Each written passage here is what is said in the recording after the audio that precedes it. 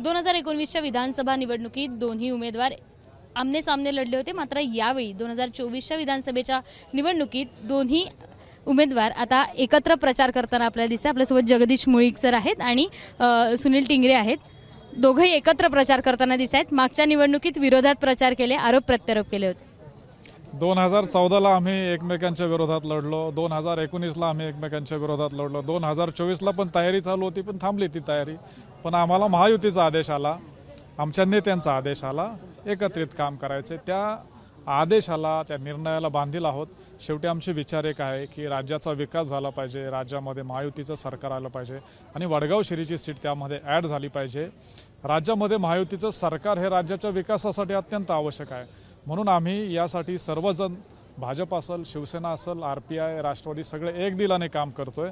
आणि तुम्ही पाहताय की इथं जेवढे राष्ट्रवादीचे कार्यकर्ते तेवढेच भाजपचे कार्यकर्ते आहेत, RPIचे आहेत, शिवसेनेचे आहेत। सगळेजण वडगाव शिरीमध्ये सुनीलजींच्या विजयासाठी काम करत आहेत। एकत्र मिळून वडगाव शिरीचा विकास करणार 100% विकासासाठीच आम्ही झटतोय। आपल्यासोबत सुनील टिंगरे देखील आहेत। एका प्रकरणावरून त्यांच्यावर रोज टीका होतीये, नरेटिव्ह सेट करण्याचा प्रयत्न सुरू दिसतोय आपल्याला। काय त्यांना नेमकं प्रत्युत्तर द्याल? त्यांना दुसरा कोणताही मुद्दा त्यांना नाही, विकास कामावरती त्यांचं काय नाही। माझा फोकस विकास कामांवरती आहे। त्यांनी काय नेरेटिव्ह सेट करण्याचा प्रयत्न करतात ते तुम्ही सर्व आता बोलून दाखवलेले आहे। त्यामुळे जनता हुशार आहे, जनता याच्यामध्ये या बोलथापांना अजिबात बळी पडणार नाही।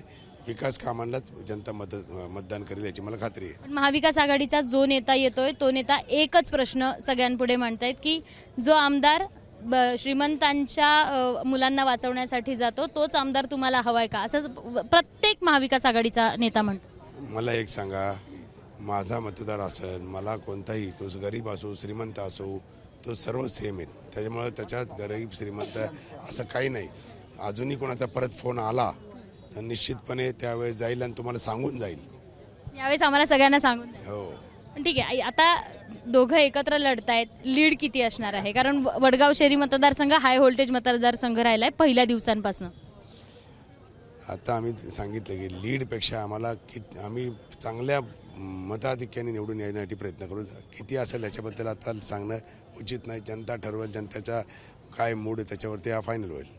रुपालीताई चाकणकरांनी आज एक फाईल आणली होती आणि त्यात बापू पठारेंच्या किंवा त्यांच्या संदर्भातल्या काही लोकांचे जे काही गुन्हे दाखल झाले होते त्यांच्या संदर्भात त्यांनी वक्तव्य केलंय। त्यांच्या सुनेवर पण अनेकांनी आज स्टेजवरनं आरोप केले। तुमचं काय म्हणणं? मला कोणाच्याही वैयक्तिक याच्यावरती जायचं नाही। मी फक्त काय सांगितलं, मी फक्त विकासावरती बोलणार आणि विकासावरतीच मी मतं मागणार आहे। ते आरोप प्रत्यारोप करताय, तुम्ही एखादाही आरोप करणार? जनतेला सगळं माहिती आहे ना। आज काय सांगायचे, जे त्यांच्यावरती काय आहे, माझ्यावरती काय आहे, ही जनता ठरवेल बरोबर।